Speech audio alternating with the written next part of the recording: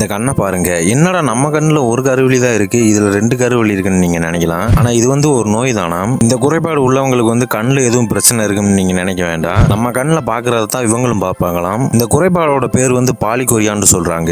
இது மட்டும் இல்லாம இந்த நோயால இவங்களுக்கு எந்த ஒரு பாதிப்பும் இல்ல. இது காலப்போக்கில் மாறிவிடும் ஒரு நோயின்னு சொல்றாங்க.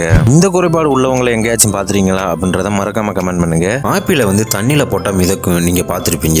அது எதனாலண்டா ஆப்பிள்ல 25% வரைக்கும் காற்று தான் நிரம்பி இருக்குமா. இதனால தான் ஆப்பிள தண்ணியில போட்டா மிதக்குதுன்னு சொல்றாங்க. உங்க வீடுகள்ல இதை நீங்க கவனிச்சிருப்பீங்க. என்னதான் நம்ம சிலந்தி வலைகளை ஒற்றை அடிச்சு சுத்தம் பண்ணாலும் மறுநாள் பார்த்தோம்னா மறுபடியும் சிலந்தி வலை கட்டி இருக்கு. எப்படி அதுக்குள்ள சிலந்தி வலை கட்டுச்சு அப்படின்னு கேட்டீங்கன்னா, ஒரு சிலந்தி 1 மணி நேரத்துல சுமார் 450 அடி நீளமுள்ள வலைய பின்னுமாம். கேட்கவே ஆச்சரியமா இருக்குல்ல. வாவ், இந்த உலகத்திலேயே விலையுந்த சீஸ் எதுல தயாரிக்கிறாங்கடா? கழுதையோட பால்ல தான் தயாரிக்கிறாங்களாம். கேட்கவே ஆச்சரியமா இருக்குல்ல. இந்த போட்டோவை பாருங்க, இது ரத்தம் தான். இன்னும் நமக்கெல்லாம் ரத்தம் சிவப்பு நிறத்துல தானே இருக்கு. ஆனா இது என்னடா பச்சை நிறத்துல இருக்குன்னு நீங்க கேட்கலாம். ஆனா இது பச்சை நிறம் இல்ல, சிவப்பு நிறம் தானா. இந்த போட்டோ கடலுக்கு அடியில தான் எடுக்கப்பட்டது. கடல்ல நம்ம உடம்புல இருந்து வரக்கூடிய ரத்தம் 30 அடி ஆழத்துல பச்சை நிறத்துல தான் தெரியும்னு சொல்றாங்க.